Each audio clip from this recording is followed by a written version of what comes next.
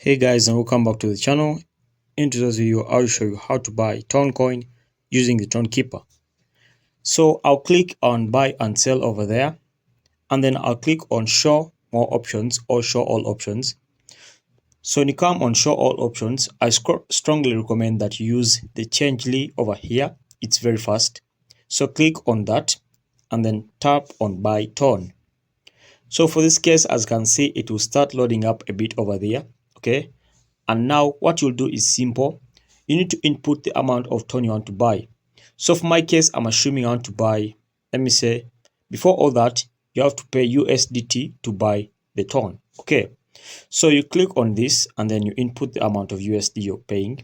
As you can see, you can't buy 25. The minimum is 30. So you have to put above 30. Okay, let me put 35.